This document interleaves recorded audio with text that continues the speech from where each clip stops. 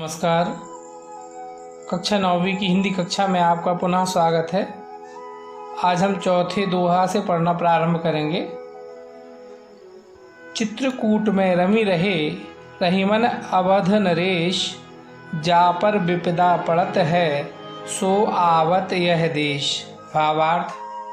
प्रस्तुत दोहे में कवि रहीम के कथनानुसार जब राम के ऊपर विपत्ति आई तो उन्हें 14 वर्ष का वनवास भोगना पड़ा।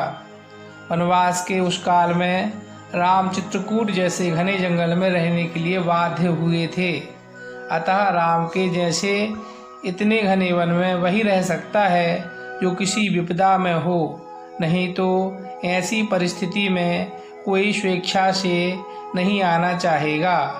विशेष चित्रकूट धाम उस संकट स्थल का प्रतीक है जहाँ वही जाना चाहेगा जो विपत्तियों में घिरा हो और उसके सामने अन्य कोई मार्ग ना हो।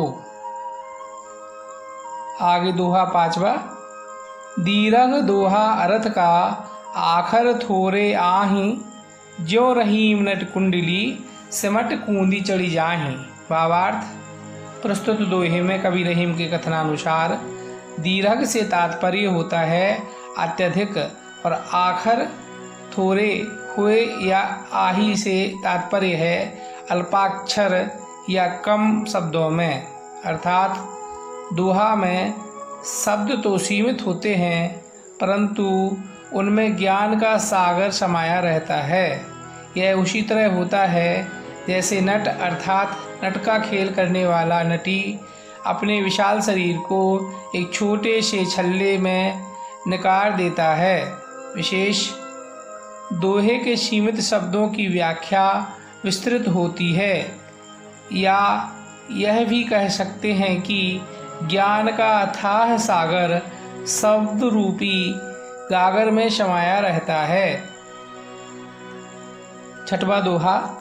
धनी रहीम जल पंक को लघु जिए पियत अघाय, उदधि बड़ाई कौन है जगत प्यासो जाए। अर्थात प्रस्तुत दोहा में कवि रहीम के कथनानुसार पंक अर्थात कीचड़ युक्त लघु जलाशय और उदधि का अर्थ है समुद्र।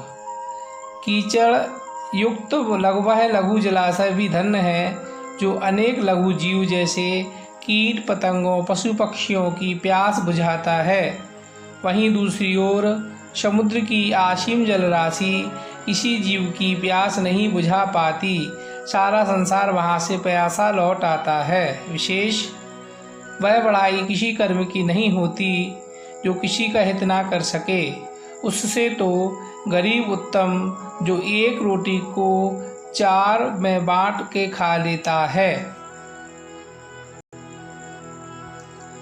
चलिए अब स्वयं की जांच करें। निम्नलिखित प्रश्नों के उत्तर लिखें। प्रश्न नंबर 1।